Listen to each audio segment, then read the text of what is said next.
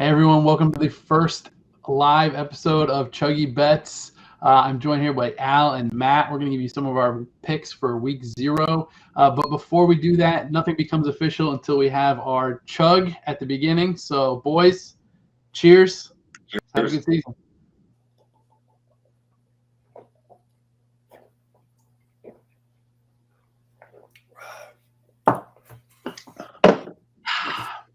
All right, before we get into picks, we're each going to give a little piece of advice for the season, something that you should look out for or keep in mind as you're betting. So, Al, what's your piece of advice for everybody this season?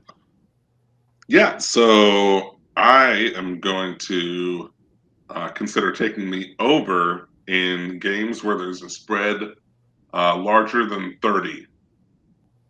So big favorites, instead of laying the points there, take the total. Most of the time, they're either going to crush them and you're going to hit that total, or if the dog covers, you're still getting points. So that's the step one logic there. And then to start this week, I'm going to take home teams against bad teams. So that's how we'll start it. What do you think, Matt? Yeah, my piece of advice for this year in total is, I know Don Brown took over the team and he's widely respected, but I'm going to continue to bet against UMass on every spread that I can until it proves me wrong.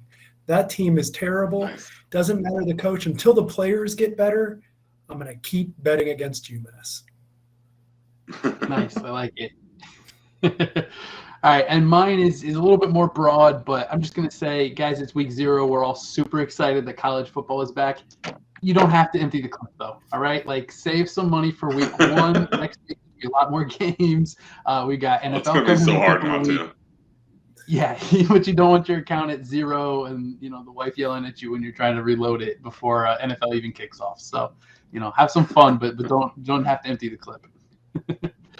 All right, with that, let's go ahead and get into some of our actual bets. First, we're going to talk about future bets for the whole season since it hasn't kicked off yet. Al, looks like you've got the most picks here out of everybody, so why don't you lay out a couple of your favorite bets, our future bets for the season?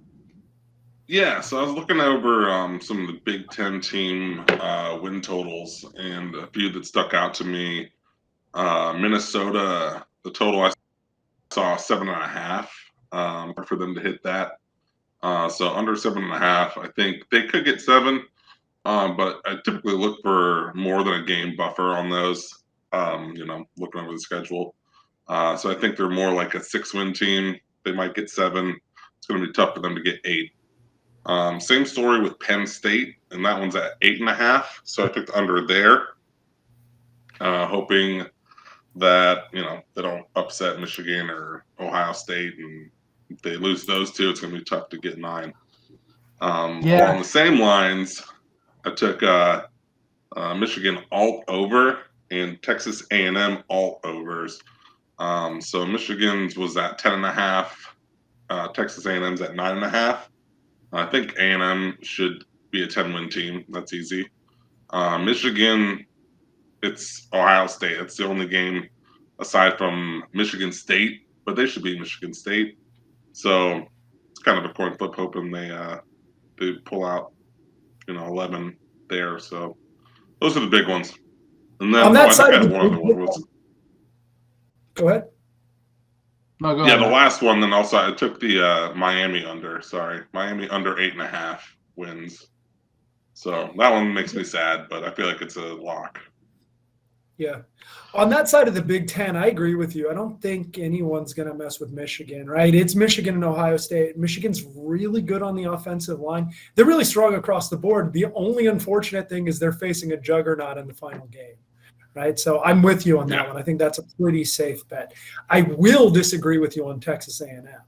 They're playing the hardest conference. They lost their starting quarterback to Auburn, and that guy – who was really good for them last year, may not even start at Auburn this year. I think he's going to be behind TJ Finley. So I'll be curious to see how that one plays out. Look, the whole SEC West is probably bowl eligible this year, which is crazy to think about. Mississippi State is not bad. Ole Miss is not bad. They're going to run into some games where they're going to be coin flip games, and we'll see who matches up. But home field advantage and some of those games being on the road may matter a lot. Matt, do you like their regular over under? It's 8.5, so I have them over 9.5. But 8.5, how do you feel on that number? 8.5, I'd consider more. I'd have to do. I mean, let me pull up the schedule real quick. Matt, while you're doing that, I knew you were going to have thoughts on Jimbo. There's no way. Not even about Jimbo. Like, Jimbo, agnostic to my disdain for Jimbo Fisher. I mean, look, they're really good, right? But they're playing Arkansas, right? Ranked team. They're going to be playing Mississippi State away in Stark Vegas. It's going to be a tough game. Look, they can win these games, but there's nothing easy on that schedule, right? Unless your name is Alabama, it's going to be tough. I'm going to see. I expect a lot of 8 and 9 win teams. I kind of think A&M is a tier above Mississippi State. I do too. I'm not saying they're not, but I'm just saying every game on that side. It's one of those, yeah. It only takes a game or two to bite you, especially 9.5. They only have 2 losses, and they've got Bama on the schedule, so you can only really lose one other one. So I understand that. I think it's like plus 160 though. So that's the move. And they get to play. They play Miami at home, which will be an intriguing game early in the year. They do get Florida and South Carolina, which I think they should be okay with. The Florida game's at College Station, so that's an interesting game. But I don't know. I don't feel great about that bet, but I do like Michigan. Yeah, I like both those alt overs just because they were like plus 150, 160, something like that. So I feel like that's good value for something that's essentially a coin flip total.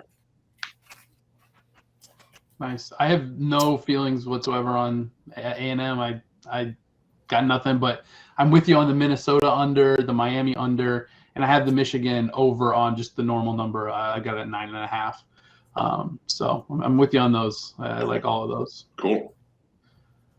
I like to have somebody on my side. Yeah, we'll be rooting for all those together. Matt, what do you got for us? Yeah, my favorite bet is NC State over 8.5. Look, the numbers have moved more unfavorably as far as the odds, but I don't think there's another team outside of Clemson that's as good as NC State. They are the most well-run, well-produced team. Dave Dorn has got something working there right now in Raleigh. They have probably the best quarterback in the ACC. The dude is tremendous. He's so composed, and he can go out there and win you a game. Their defense is stout. They'll probably lose to Clemson. They got a game against Louisville that's going to be a real coin flip, and it depends if Sam Hartman comes back. But even if all 3 of those things go negatively, all their tougher games are at home, and the Wolfpack has always been a nightmare at Carter Finley. I'm going to take them over 8.5, and I feel really good about it. That's my favorite play there. I'm going to take. I just want to jump in on NC State since it's fresh. I feel like NC State thrives as the dog. 9 wins, they're going to be like favorites. People are going to have targets on their back and coming after them. They strike me as a team that's going to drop at least 1 or 2 games that you're going to be scratching your head on, being like, they should have won that one. They didn't pull it out. So that makes it really tough. If you think that's going to happen, that's, you essentially have 3 losses and they're playing Clemson. That's 1. So it's got to be, they got to be pretty on point to hit that number. They start off with a really tough out-of-conference game at East Carolina, who's a pretty formidable squad, right? And they're going to be ready. East Carolina is going to be gunning for them. Yep. And I think it's going to be a super close first half, but they're just much deeper and much stronger on both sides of the line. I think they'll win out. Really, the big determinant is going to be Wake Forest and Louisville, right? They've always struggled against Boston College, but Boston College is not going to be the same power offensive line. They have all new starters. Their anchor of the offensive line, Mahogany's out for the year. He got injured earlier in training camp. So Clemson, I'm assuming, is a loss. If they can coin flip Louisville and NC State, we're sitting in a really good position. Even if they lose a game where you're like, what the hell did NC State do? I think they're in a fine spot, right? We're still at 9. So 8.5 is the number I'd be gunning for there. Another play I really like is under 8 at Tennessee. Look, everybody wants Tennessee to be back. I know, I understand Rocky Top, all of that. And Heupel as a team cooking, and Hooker as a quarterback is good. They're a good-ass team.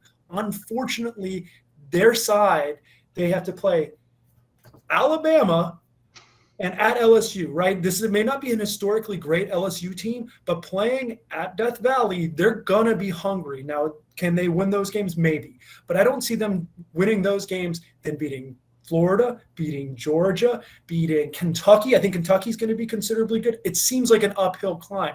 8 is the number I would play it at. If it was at 8.5, I would be foaming at the mouth. But 8, I see that as a worst-case scenario. You're going to draw your money back. Guys have thoughts? That's a good point. I mean, nobody's beating Bama, right? Nobody's seeing Bama on the schedule and chalking that up as a win or even a coin flip, right? That's an L. And then to your point, Gators always tough. LSU in Death Valley, that's a tough one. Georgia, that's an L. Right there alone, you're pretty much guaranteed they're not getting more than 8 wins.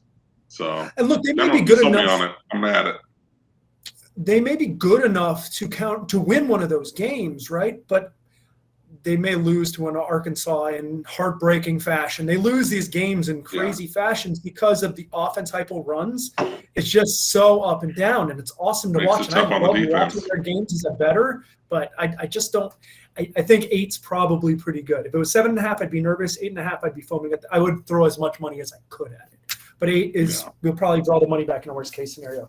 I got 3 other ones. What's that? The odds on that? I think it's -110 or -115 when I placed it. It was -110 when I got it. It's not even like a juice. No. Yeah. It's a pretty solid bet. I'll do it. I like it. I have 3 others I like. I'm going to go under USC 9.5. I think USC is going to be so much better this year. They have won the transfer portal game with Williams and Addison. Their offense is going to be great. With the ball coach from Oklahoma, what's his name? Who's the head coach at USC? Lincoln Riley. Lincoln Riley.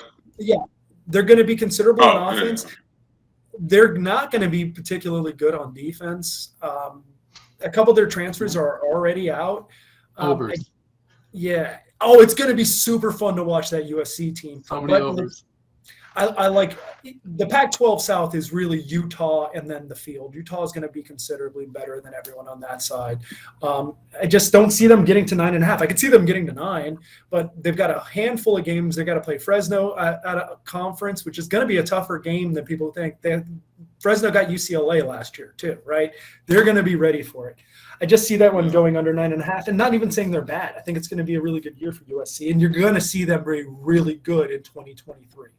I mean, it's tough to jump out to like a good record right off the bat. New location, new offense, new everything. It's tough to hit it in stride, so that makes sense. And people are celebrating the transfer portal because they were great at it, but I think they're going to need a year. Yeah. 2 other ones I like under 7 for FSU. If it was 7.5, I'd really like it. I think FSU is going to be considerably better this year. With that being said, their schedule's a nightmare, right? They're going to be playing NC State on the road. They're going to be Clemson at home. They have Florida at home. They have Miami on the road. They have Wake Forest against Sam Hartman early, so that may be favorable for them. They got to play LSU in a de facto road game, even though it's neutral. It's going to be a tough schedule. Oh, and Louisville on the road. Like, when you combine all those things, I think they'll be bowl eligible this year. I just don't think – I think 7, you have a good chance of drawing your money back, but 7.5, I don't think they'd get there. I think best case scenario is 7 wins. So it's probably worth risking and getting your money back to assume they'll probably get 6 wins. And those, and then finally, UMass under 2.5, but that's because, like I said, I'm going to continue to bet against UMass. Nice. Yeah, I think that Hartman injury at Wake Forest really messed with all these ACC totals. I really liked some unders that maybe don't like as much since he seems like he's not going to be playing, at least for the time being. So, yeah. Yeah, I don't think FSU is going to be good, but I like it. I think they're going to be a lot better. I think a lot better is very different than being good. Right? Yes, I think they have a potential to have a top 30, top 35 defense, which would be a breath of fresh air for people like me. And their offensive line, they had 7 offensive line transfers, and a lot of them are working out. So they're going to have a deeper offensive line this year, even though they already have injuries at the center position, but they have the people in place to be good. So that's I think they're going to be a lot better. Travis is good. He's not great. He's good. Everything about them is good, but they're not. Yeah. This ain't Bobby Bowden's team. This ain't Jimbo Fisher's team. But thank God it's not Willie Taggart's team, right? There you go. Love it. So I just looked out, and most of my books, Tennessee is down to 7.5. I just took one where it's still at 8, and it is minus 110, which is surprising. I thought it'd be a little more juice since the others are at 7.5. But right. If you want that one, I would hurry up and grab it because it looks like it's moving. The market agrees with Matt. Matt's moving the market here. Absolutely.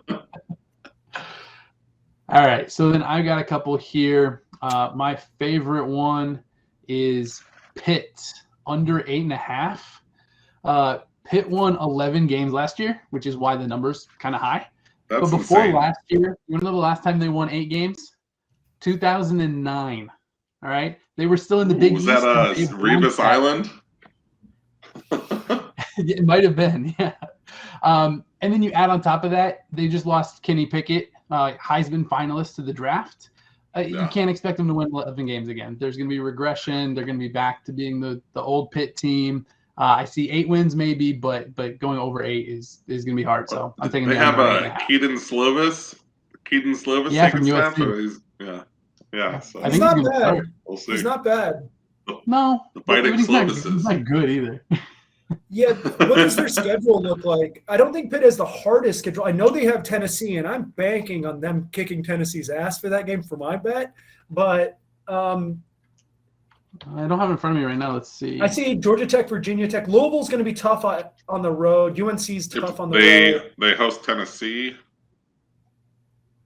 Yeah, I could see the 8.5, right? Yeah. I like it at 8.5. I wouldn't go 8 or under, right? I could see them losing. I mean, they just need to lose 4 games. I could see that happening. Yeah. Miami, Tennessee and Miami are the big ones. And then, typical ACC schedule that you essentially at that point have to, lose only 1. So, yeah. I just see regression. You lose a Heisman finalist quarterback, you're not going to win 11 games again. Well, and they had one of the best wide receivers in the country who went to USC, Jordan Addison, and he transferred out. He was awesome last year, and I think he's going to be great at USC. And Pickett probably helped that progression there, but him being gone, I think, is going to really matter for that team. Yep. But they should still be a good team. They should still be really strong on defense. They're going to have a lot of assets. I could see them being a 7 or 8 win team. Yeah, I just Pat Narduzzi defense. Exactly. Yeah.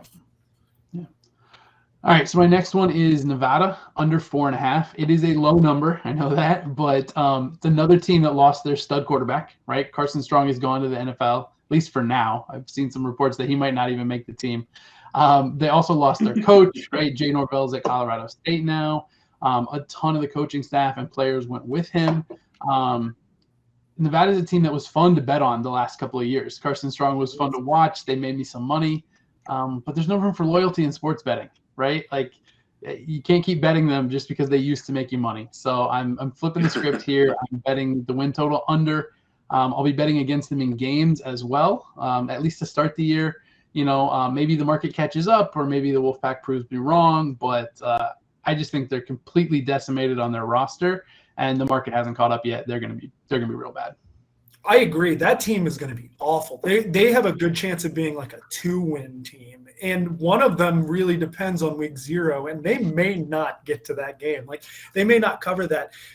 Jay Norvell leaving and taking literally all of his players it was devastating. He took all the offensive talent right to Colorado State with him and left them. And I guess they got a couple transfers who didn't make it in. So they're really limited right now. I think that's a great bet.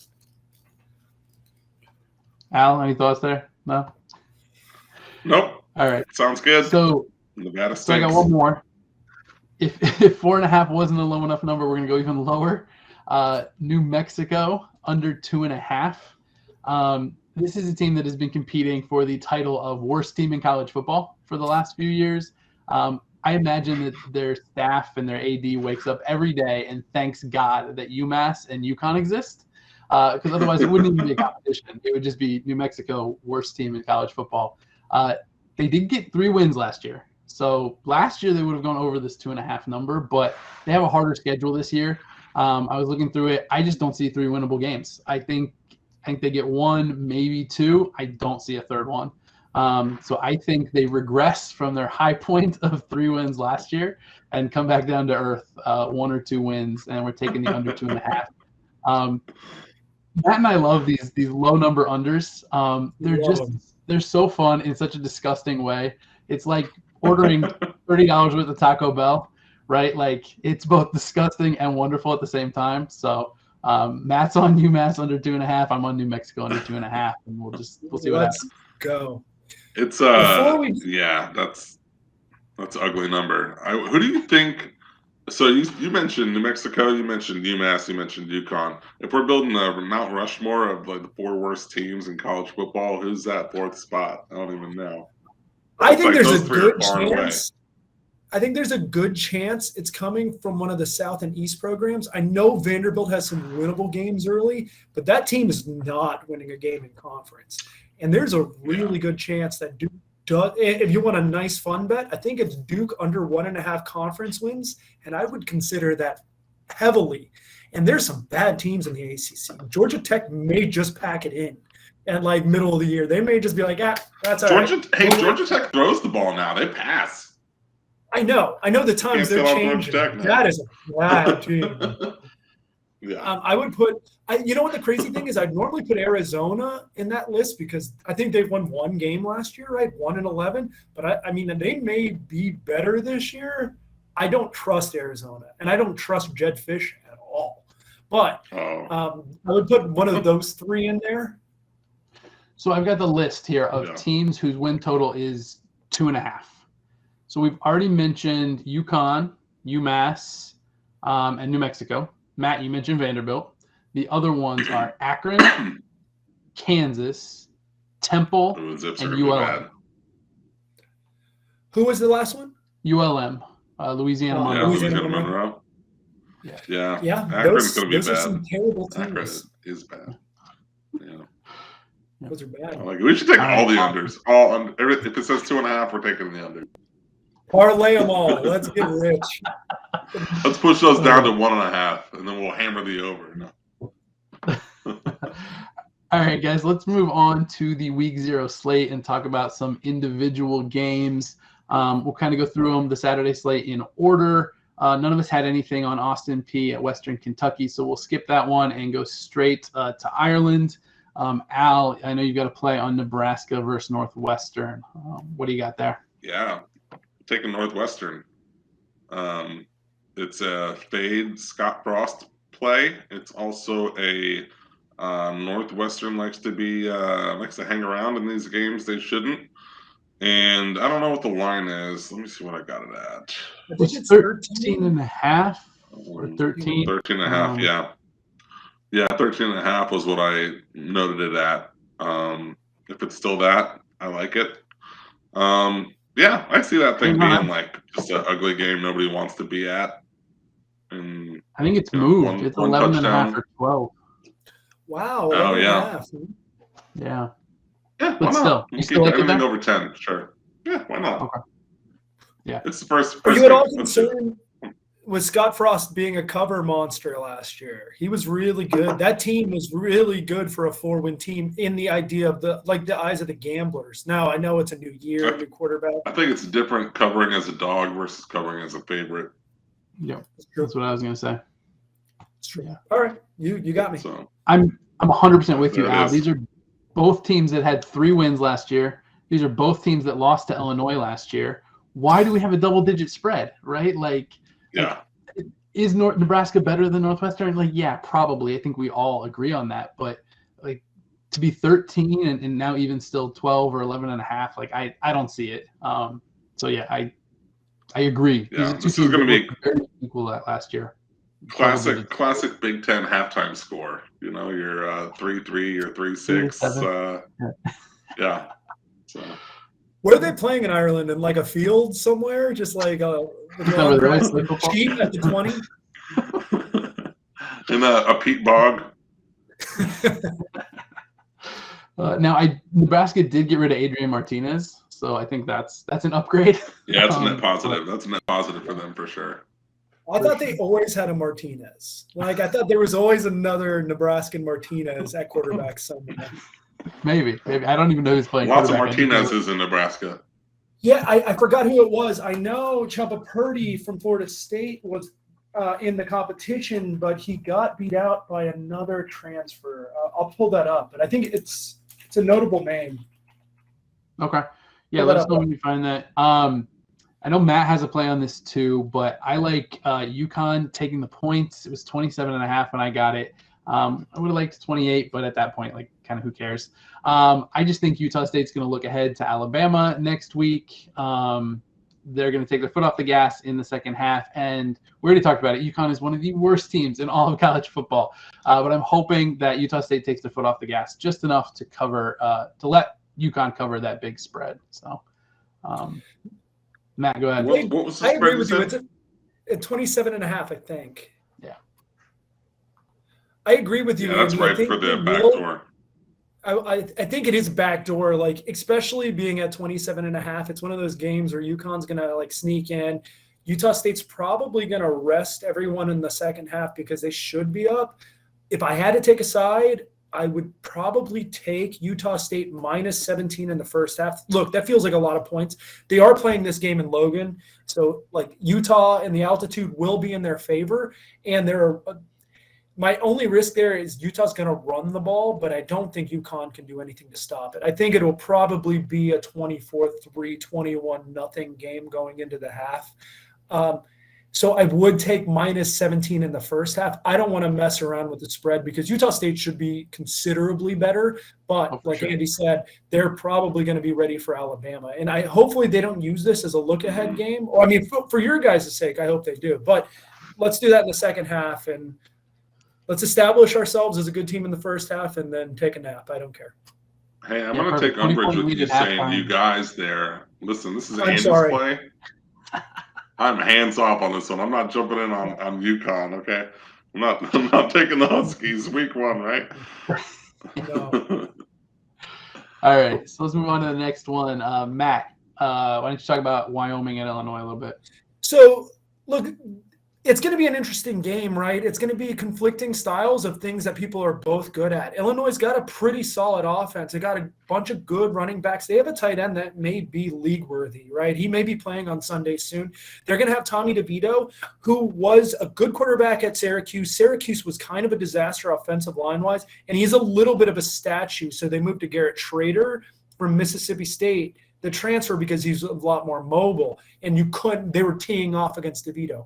I think Illinois has a decent offensive line. At the same point, Wyoming has a pretty strong defense, right? The boys from Laramie are well-respected, well-regarded on the defensive side. So those two sides are going to be battling. The other sides are the weaknesses. I just think Illinois has far more talent on the offensive line and on the offensive skill positions. And I think DeVito is going to fit in nice there. I think everyone's been considering Illinois as not a good football team for a while, right? Because they've underperformed ever since Mendenhall, the days of Mendenhall and all the other stars.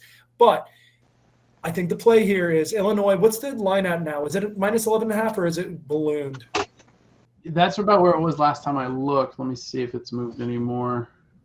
At 11.5, I like Illinois. I think it's worth the risk. I think they're going to be considerably better. Wyoming's not a bad team. I want that set on the front end, and I could eat this bet pretty quickly, but I think 11.5 is the play. I'm seeing 12.5s, 13s. I'd probably still take the 12.5. Once it starts climbing up to 13, I'm going to start considering not doing it. Yeah, you know what? I'm going to stand by the conviction. Let's go, Illini. Give me 2 touchdowns and let's roll. So you guys know I love that, right? Like, full disclosure to the audience, I'm an Illini. I got my Illini pen right there, right? Like, I hope to God you're right. I'm not taking it, though, because I've seen this story too many times. They're going to lose one of these games. And then they'll beat somebody crazy later in the season. They'll beat a Big Ten team that they have absolutely no business hanging with. But that's just how Illinois rolls, right? They lost to UTSA at the beginning of the season last year. And Brett Bielema even came out this week and said he thinks Wyoming is better than UTSA. who Illinois lost to last year. So I hope you're right. There's no Big Ten team that should ever lose to Wyoming. But if one is going to, it's Illinois. So I'm staying away from it. I don't think Wyoming's bad. I want that. And UTSA last year was good, right? Like that was a good team, right? Like I wouldn't take that into account. I just think Illinois has far more talent on the offensive side. I can't remember the tight end's name off the top of my head, but the dude, I know I've seen scouting reports. They're considering him as a high draft pick, like a third. Luke Ford? Yeah, that's it. They've got 2 returning running backs. Their offense should be good. It should be a fun offense to watch in the Big Ten, which is great. I'm in. Yeah, Brown and McCray, I think, are the running backs. They're both studs. Agreed. Yeah, I'm more with Andy here. I'm not going to play it, but it feels a lot like Northwestern and Nebraska, right? Where, I don't know if I like Illinois to beat anybody by 2 touchdowns. So I get it, and you're probably making the safe play. I'm kind of just doing the talent analysis as far as the people that were expected to win, right?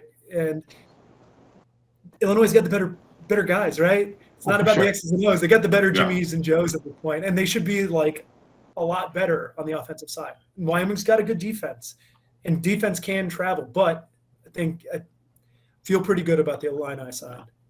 Nice. It's going to be let's see, we've got a guest speaker joining us here. Right? Oh, yeah. Who's that? Saw that. Danny, welcome. Hey, guys. Oh, I don't know. How's it going? Cheers. It's pretty bad here. All we heard was your reception is pretty bad, which sounds about right. That sounds right. That makes sense. We can all confirm.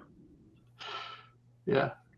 All right. I think he's frozen. So moving on. If he unfreezes, he can give us a pick. Matt, we're sticking with you. Duquesne, which I just learned today is not pronounced Duquesne, at Florida State. What do you got for us there? So, look, Duquesne's a pretty good team in the NEAC or NEC, right? They're considerable there. They had 4 players that were all NEC last year, right? Let's establish that on the front end. This game, the spread dictates, like, the game shouldn't be close. It's going to be more of a feeling out period for Florida State. They have rebuilt a lot of the team. The secondary and defensive line should be really good, right? I expect Florida State to be a top 30. Yeah. Matt, are you so concerned with how FSU is going to do this year that you're looking up who on Duquesne made all conference last year? No, I just was reading reports, right? You're sitting there biting your fingernails like, oh, God, we got an all-NEC coming. Did you lose to Jacksonville State last year? Did you guys lose to Jacksonville State in a hilarious fashion? Okay. Every game matters. Okay. I would like to point out that right on the head. Matt is so concerned with us last year that Matt is reading about every 2-game player. They've got a good Matt's squad. So concerned about, Yeah. No, but Florida State should win. What's the spread? 40, 39.5. I don't have a play in the game. Florida State should score a lot, right? Jordan Travis is getting better. The offensive line has gotten better. The wide receiver position last year, here's a fun fact. It was the worst in FBS for Florida State. They were the worst team. That means pick any team in FBS, and the wide receivers would have created more separation than anyone at Florida State. And Jordan Travis still performed pretty well. He played really well at the second half of the year. They've gotten 6 transfers in for wide receiver position. Duspan from Illinois, Johnny Wilson from Arizona State, Micah Pittman from Oregon. They got some guys. We'll see how they play out. They can't actually be worse than they were last year at catching the ball.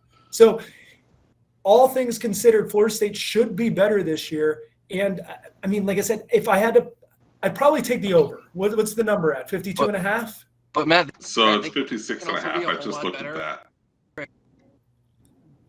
Say that again, Dana. Matt, they can also be a whole lot better at wide receiver or get worse, or second worst. There's a chance that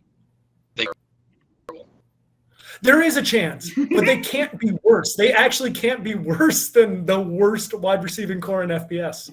I guess they could stay the worst receiving core in the FBS, but they were really dreadful. You can get like Watson still be worse than like Matt. Yes, that's true. We could be worse than like UConn's wide receiving core. We could be better than UConn, but worse than everyone else. My point is, we're playing Duquesne. I'm going to enjoy it, drink a couple beers, eat some hamburgers, and not stress the game. I don't have a play, though. Do you remember what the line was last year in Jackson State? Or it was probably they were coming off the Notre Dame game where there was a lot of positive energy, and that game. That fucking game. We don't have to make you relive that anymore. We can move on there. Matt, sticking with you. What do you got for Charlotte at Florida Atlantic? FAU is the better team here, right? Willie Taggart has a decent team. The problem with Willie Taggart and what he's done at every stop, even at Oregon, at Florida State, he always recycles coordinators, so there's never any fluidity to any of the coaching year over year, especially on the offensive side, and he did it again. I think they'll be okay, and I think they'll be the better team over a longer period of time. But this game is going to be a one-score spread. I'm going to take Charlotte plus 7.5. I do think FAU will win, but I think it'll be pretty close. I'm actually on that as well. I was almost going to take that same play. All right. We got a group bet. I think Charlotte finished well last year, right? You guys are all FAU? I remember I bet them. I don't know if they covered. But... No, Charlotte is not as good as FAU. Like, I think FAU to win their conference is like plus 300. Charlotte's like plus 800. So the bettors are considering FAU a lot better than Charlotte to win the conference. But I think there's going to be a little bit of feeling out period between the new coordinators. I think it's going to stay close. I'm on Charlotte's over for the season. Sorry, Danny, go ahead. Refresh my memory a little bit to look into any college. Charlotte's the team that was really, really good, really run the ball, right? I'm sorry, Dan. I can't hear you, buddy. Who was? Betting on Charlotte the first half of last year, right? Yeah, we did. Charlotte was nice last year. They played really, really nice for our gambling side. Yeah. Yeah, I remember I bet Charlotte at least a few times. Willie Taggart. Yeah, so Willie Taggart. I don't think I'm gonna fade him with you guys. I like the home team here last year too. Do they like? Totally. Yeah, for sure. If you can't hear him, he's saying he agrees with us. He's gonna fade Willie Taggart too. We should go to that game. If it's a group bet, we're all on it. Alex, a little bit longer drive for you, but the rest of us, that is not a bad drive. Right down the street. Yeah. That was fun. If I thought Illinois and Florida State would be over by then, I'd think about it a whole lot harder, I think. But all right. Yeah, I agree with you too. I'm actually on the over for Charlotte's win total for the year, over 4.5, and I'm on an under for Florida Atlantic 6. So if Charlotte could pull off the upset, that would really be big for me. But I think there's a decent chance they do pull off the upset, but I do think FAU in general is more talented position by position. Yeah. So it'll be interesting to watch. I just think it's going to stay close. It's going to be one of those games. It's going to be hot as hell. I mean, that's where Lane Kiffin was, right? So they got talent. They do, and he's been picking apart players from the state of Florida, taking a lot of like Florida State transfers. The problem was those players were trash. Like they were real bad, and they may be fine now. But Perry was their quarterback. Perry was their quarterback last year. Yeah, I mean he's been getting name brand players, right? That doesn't mean they're good, right? Like there's 4 stars that are terrible and 2 stars that are great. And he's still Willie Taggart. Still Willie Taggart. Was that Danny? I was trying. All right. At University of Miami is clap. I'll just stop talking to my internet. All right. Sorry, bud. Get a better connection and hop back on. All right. So nobody had anything in FAMU at UNC, so we'll skip past that one. The next one. I will talk. I do have a side there. I think you do take the minus 34.5 on UNC. UNC is pretty talented, right? Drake May is going to be a pretty good quarterback. I understand they're replacing Sam Howell. Phil Longo's teams score. They always score. Wherever Phil Longo is, he scores. So I do think they're going to be able to put up points, and I don't think FAMU is going to be able to do anything. It may be one of those sneaky backdoor cover numbers where FAMU backs in, but I don't see this game being particularly close. That's where I was saying I'm going to take the over 55.5. So just I don't see FAMU scoring 14 or what would that be? 41-10, 45-10. I don't see. Maybe FAMU gets 10, but I think they're gonna. UNC is gonna put up 45. They're gonna score points. Yeah, I mean this could be 77-0. Yeah, this is one of those games that looks real. And honestly, Florida State could be the same way. I'm just too close to it. Once bitten, twice shy kind of thing. So yeah, I'll take that over. Nice. I'm not playing that with either of you guys. You guys know I'm allergic to laying that many points. So I'm going to sit out, but you will buy 28 for UConn. Oh. I love taking points. I'm not laying points. UConn, bud. UConn. It's not about the team, Matt. It's about the number. All right. All right. So next up, we've got North Texas at UTEP, 9:00 Saturday night. Al, what do you got for us on that one? Yeah, I'm going to take UTEP. North Texas, I played them a couple times last year as the dogs to try and outsmart the squares out there and win a couple bets, and I think they routinely shit the bed for me. So I officially hate North Texas. UTEP not any better, but I think they're at home, so they're going to go ahead and win this one. I got a 1.5. It's down to 1 now. Looks like. Depending on the book, I guess. Yeah, basically pick them. I'm going to take the home team. Easy as that. I don't have anything to add, but sure, I'll ride with you on it, buddy. I took an under in that game. I don't know what it is. North Texas team over. North Texas team over. Let's see if we have a number for that. A lot of the team totals weren't out yet when I looked earlier on these smaller games. 27.5. Yep, I got so 27. Danny likes over 27, over 27. Yep. For North Texas for Danny. There you go. All right. Yeah, I took under 55 earlier, but I think that number. No, I guess it's still out. There's still some 54s. So that's not too bad. I don't hate it. Yeah, actually. I made a note to take under 54.5, so I guess I'm on the under too. All right, nice. The next one we've got is the 10:00 game, Nevada at New Mexico State. Based on everything I said earlier about Nevada and their win total, under 4.5. I'm taking the points with New Mexico State. That number has dropped a ton. If you got it earlier, I think it was as high as like 12 or 13. I got it at 10.5. I think it's around 9 now, but anything above a touchdown. I like New Mexico State. I said it before, we're fading Nevada. It's not even about New Mexico State because they're not good. But New Mexico State's not very good, but do you think there's a chance that they could pull up the upset on this game? Yes. Yeah, okay. I do. I would sprinkle a little bit on a money line there for New Mexico State. I definitely think like I said, I'm gonna be betting against Nevada hard until they show me the reason not to. Yeah, I think I'd probably join you. I love the plus 13. I don't love the plus 9 as much, but obviously the betting public is all on it, right? Everyone's wised up to what the hell happened at University of Nevada when Norvell left, so it's probably still to play. I may join you on it, but I don't really have a 9 feels like a small number, and New Mexico State's never very good.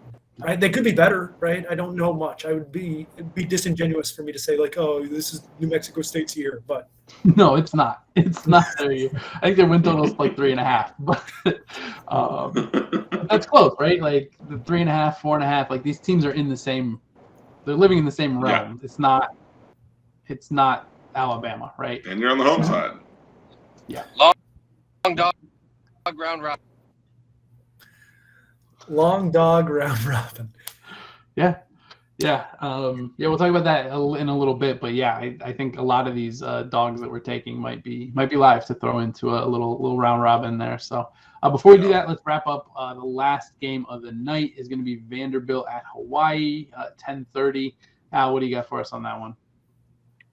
Yeah, so it's the last game of the first week. You got to stay up and watch it, right? Everybody's got to put a little something on this one, have a little something worth watching. Hawaii's bad, right? Like, they're not good. Nobody expects a lot out of Hawaii. Vanderbilt, though, also very bad. Vanderbilt's going to be the one riding a 12-hour plane out there with their knees all crammed up in the seat in front of them because they're 6 foot, whatever they are. It's awful. They're going to hate it. They're Hawaii plus 8.5 at home. Why not? Are you going to lay the points with Vanderbilt? That's really the consideration. Nobody's doing that. So why not make a little money on the other side of that? Andy, what's the total? That's a good question. Let me see if I can find it. 53.5. You got to go Hawaii overs, right? That's always been the feeling, Hawaii over. Like, I don't know what the number is. Yeah. I don't know much about Hawaii's team currently, right? So you may be right, but I always assume that Hawaii's going to score. Yeah, it's 53.5. I got last year. I got pounded on Hawaii. All I heard is I got pounded. You got pounded, all right, pal. All right. You sure did, Danny. I don't know, Al. You're right. I'm not laying the points with Vanderbilt, that's for sure. But everybody thinks Vanderbilt's this terrible team, but I think a lot of it is because they play the SEC like for almost their entire schedule, right? I think if they moved to a different conference, I think people would have a totally different perspective on Vanderbilt. I think a really bad SEC team is still better than a really bad Hawaii team. So I'm not playing this one. I know what you said about it's the nightcap, end of the night, everybody's got to stay up. I've got about 6 different bets on that Nevada-New Mexico State game, which only starts 30 minutes earlier. So I'm gonna stick to that one. I'm passing here. Good luck to you. Since I'm not betting it, I hope you win. But yeah, I say I'm not betting it now, but I'm gonna bet it. Right? I'm gonna be like, it's 10 o'clock. For sure. Like I got a couple. It's gonna be your get back even or your let's go ahead and make this a good night. Let's double up play. Yeah. All right, that takes us through the whole slate for Saturday. Does anybody want to go back and identify any money lines that they might want to bet a little bit or possibly put into a round robin? Al, I know you've got a couple. Yeah, I mean, Northwestern, Hawaii are the two I like. They're gonna get what's the money line value on Hawaii? Plus 270. That's I get 280 here. Number. Yeah. Nice. Yep. Also Charlotte plus 240. I don't hate that.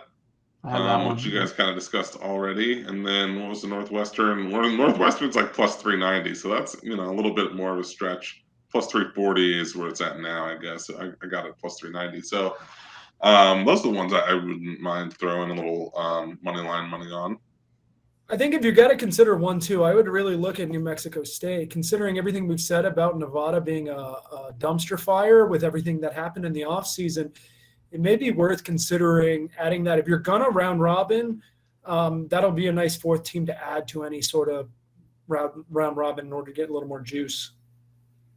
Yeah, I love it. I had those written down as well. Northwestern, Charlotte, New Mexico State. I already just said I'm not taking the points with Hawaii, so I'm definitely not betting the money line there. But I wrote down Wyoming. That's probably just me hedging my own happiness. Yeah, But this is the kind of game Illinois loses. It just is. Yeah. So it's probably not a good bet, but I did have that one written down because I've seen them lose this game before. Yeah. No, I get it, man. I get it. Once been twice shy, you're too close to it. Yeah. Duquesne money line round robin. Duquesne money line round robin. If that happens, you're gonna find me dead in my pool, bud. Dead in the pool.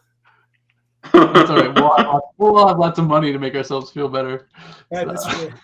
Nah. Thank you, Dickenzie, for putting my kids through college. All right. Anybody have any final thoughts on Saturday's games? No, my thoughts are I'm excited. College football is back, right? We got a slate all day long. Sit on the couch, sit in your backyard, sit wherever you want, enjoy, drink a couple beverages, chug a beer or two, and then watch some games. Is game day going to be in Ireland? Oh, good question. We're going to see Desmond Howard doing some drinking some Irish whiskey or something. Lee Corso Sports going to roll out there and drink some Guinness. Let's see. Who does Chelsea play on Saturday? Aston Villa? They play Leicester, 1.25 goal. They're a 1.25 goal favorite. Yeah. You read my mind, Danny, though. That's where I was going to go. If we're done with college football, anybody have any other sports? Some EPL, some footy, anything anybody wants to throw on here at the end? It's a really interesting week for EPL, right? We got Leeds coming off a pretty big win for their actual program. Ellen Road has never been more excited. Honestly, I don't know if you guys read about this. Leeds drew so well the other day that they're going to be a highlight game this weekend, kicking off like Man City and Chelsea. They'll be playing on NBC where everyone else is playing on Peacock. So, I'm super excited for them. But this seems like this smells like a stinker, right? Like a get-back game. So if I had to play a side. Their press looked good. That's team. They did look good. They're going to Brighton. It's a team that no one talks about. Brighton is good. They like to press. They're better defensively than Leeds United. I would strongly consider taking either you could take them on the money line for -115, or you take them the -half goal. It's the same thing, right?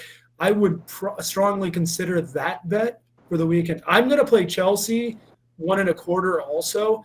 The reason being is they're playing a Leicester team that's depleted.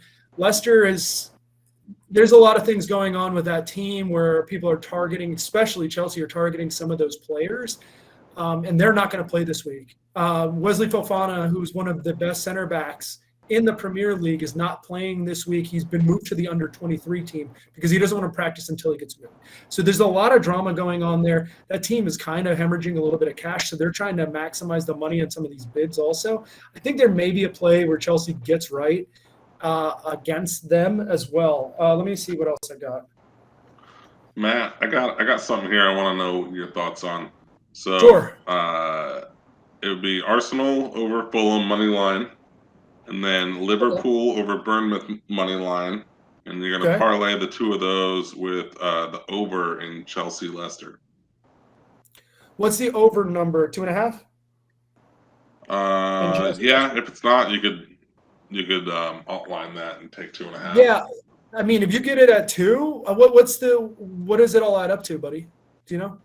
I mean, the first 2 legs. Let me see. It's going to take me a second, but I'll pull it up for you. Look, Liverpool is going to kick the hell out of Bournemouth this weekend. It doesn't matter if what's affecting Liverpool right now is they're hurt, man. Their midfield is in rough shape. No Thiago, no Naby Keita, no I can't even think. Matip is gone. Konate's out. Nunez was out last game. They had suffered a terrible amount of injuries. They went to the Theater of Dreams, and Man United played inspired, right? And Liverpool still had a chance to get the draw in that game. And they had many chances to get the draw in that game. Oh, Diaz was so close. Oh. I wish it's just under 2. It's just under 2. It's going to be 2.5. Like plus 2? No, it's like plus 134. That Diaz goal. Or you could do over 3 at like plus 190. I'd do the 2.5 and enjoy the plus 134. I think it seems like a good bet. I don't worry about Arsenal. I don't worry about Liverpool. Those two should be wins. If Chelsea does come out uninspired, look, Leicester's good enough to get a goal. Jamie Vardy is one of the best forwards, strikers, whatever you want to say, in the EPL. He's awesome. So they can get a goal. I just see Chelsea kind of sticking it to them. I could see this one being 2-0, 3-1. I'm worried about the 2-0. You know, like. Yeah. And that would I'm worried about it going 2-0 the other way. What's up, Dan? I'm worried about it going 2-0 the other way, the way Chelsea. I get it, dude. Look, that Chelsea game was pitiful, right? But I'm hoping for the team. Look, Conte being hurt is a big deal. They need some midfielders. And they're not addressing that issue. But I do think Chelsea's coming out. We got anything else? Any other plays? Anybody's looking at? Let me look at the Sunday slate really quick. Man, West Ham needs a win, huh? They are doing dreadful. I don't think they've scored a goal yet this year. I don't even know if I like them this week, but they have not scored a goal. They're the only team that hasn't scored. I don't think I like them. Feels like a game that can the come over back, Melbourne liner early. Over Melbourne liner. Well, yeah, you want to talk about some Sydney, early plus 13.5? Footy bets? Yeah, Sydney and Western. That's next week. Playoffs are, but we'll hit y'all with some of those next week then. Can we talk about champions? We did a good job. We got a nice tidy 1 hour. Yeah, so we can go over if you want, Matt. You got some Champions League. The draw just came out, so yeah, I want to pull up the draw thoughts really quick. But man, is it a bad time to be Barcelona, huh?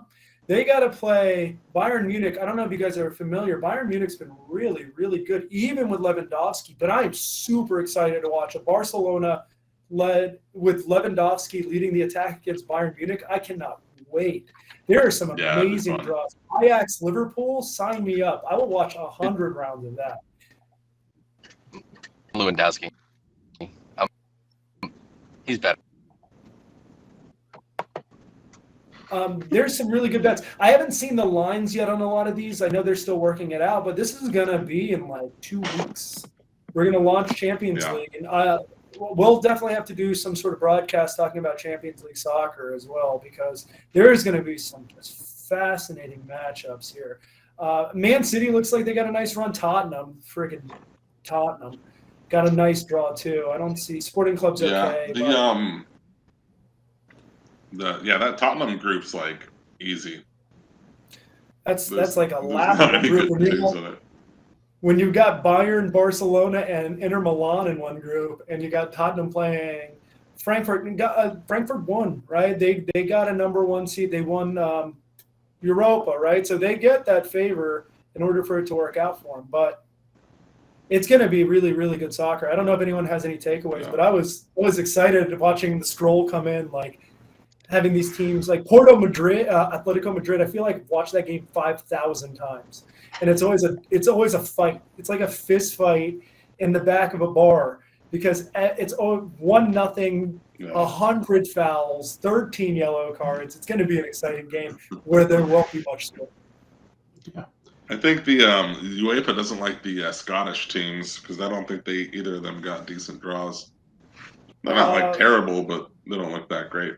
For Rangers is Celtic playing Ajax, Liverpool. Yeah, and Celtics playing Real Madrid. But that group's not that tough, right? Real Madrid's really great, but Leipzig can be good. They've been good. Shakhtar Donetsk is okay, right? They're all Champions League teams. They're not jokes. No one at this level is bad. But Celtics got a better draw than Liverpool has a terrible draw. Between Ajax and Napoli's good. Like, that's tough. I mean, Rangers. And they're playing like dog shit right now, too. So that'll be fun to see how it shakes out for them. They need their guys to get healthy fast, man. Jurgen Klopp is not having a good run. This has been a tough season for him, but it really is just a health issue. I saw like a stat that showed a graph of it was inverse point totals for Liverpool and how many guys they had injured, and it was basically like perfect correlation. So if Liverpool's not healthy, they are certainly beatable. Andy, you're a Liverpool fan. Do you think it's an issue with Sadio Mane going away? I know Diaz is good and Nunez looks pretty good, but what are your thoughts there? I think it's a combination of that and the injuries. I think if it was one or the other, we'd be fine. But having both happen also, at the same like time, kind of a chemistry thing, I assume, is probably part of it. You got a lot of big talent that probably wants the ball. And you got to be able to find the red time card for those guys. 2 weeks ago was bullshit. So it was bad. That was a that was really. Every time I see a red card, Jota being out. I'm like, why is that a red bid? Jota being out's a big deal, Danny. Yeah, their forwards and midfielders are hurt, man. They got to get back. They will, right? Look, going back to Premier League, the top of the table is nonsense, right? Arsenal's been really good. Man City is good, but I'm not expecting Leeds to stay there. I'm not expecting Brighton to stay there. I think Brighton's great. I think Brighton is a problem. I'm not expecting West Ham to go the whole season scoreless. Exactly. It's early, right? And it's easier to get these things out early and hopefully find your front foot. And you want that Liverpool, hopefully those guys will be healthy by the time they're playing on Tuesdays and Wednesdays and Saturdays, you know? Yeah. Dude, I get nothing but alerts on my phone in their midweek games, and then Premier League comes. So midweek games start, the season comes alive. It's exciting, right? Next week we have Tuesday Premier League too, right? So I know Chelsea's playing on Saturday and then playing on Tuesday. So they're gonna pack as much soccer in here, especially with the World Cup being in November. It's gonna be a lot of soccer, man. These teams are gonna be exhausted. Depth is gonna be super important. Like you saw in Liverpool. The Liverpool game, it's really important to have good depth. Chelsea has no depth at the midfield right now, and that game showed it. That team was awful against Leeds. And Tommy Tuchel can have all the bad excuses about we had to take a bus because the private jet was going and everyone was feeling tired and stuff. That team kicked your ass, Tommy. Doesn't matter. You could have flown on the Concorde there. Been there in 18 minutes. You're still getting your ass kicked. You guys didn't have the right mindset. Brendan Aronson is my boy. He's great. He was awesome. That team was awesome. Rodrigo was great. Leeds is like America. That was playing great too. Minor league squad. Yeah, we need to see it from him in November now, right? If Aronson's playing like this in November, I hope he makes it to November. My thing with Leeds is you can't keep playing this way all year round. Like you don't have enough depth. You're gonna die. Like not literally, but your guys are gonna fall apart. It's young. It's like the team that's gonna be through December. They're gonna be great, and they're gonna kind of fall off because it's gonna be too fatiguing with that style. Now, if they can do it all year, I mean, Leeds got off to a good start last year too, right? And then they just kind of fell off and kind of hung in the middle of the table all season. No, dude, you want to do if you're a team their side, right? Yeah. They almost got relegated all year. Oh, then everyone had to crawl out. Yeah, it was the final game, right? Down to the final game. Yeah, and Burnley got hosed at the end and had to go down. But yeah, Leeds. Look, I'm happy for Jesse Marsh. I'm happy for Brandon Aronson. I like that team. Tyler Adams too, right? Yeah. Tyler Adams. Yeah. Super happy for them. I just hope like three Americans from the World Cup team that are starting at Leeds. I hope they can keep it going more through most of the year. It's going to be a long ass year, right? And playing that aggressive, like I've seen pressing, that was like absurd pressing. Like that was suicide pressing. All right, guys. I think that's probably good for this week. Good luck to everybody with their bets. Love it. We'll do it again next week, and we'll chug some beers if we don't have winners for you. So, cheers, everybody. Andy, you logging all these bets so we know what we're on, or every man for himself. Yeah, a little bit of both. Thanks, everybody. Cheers, guys.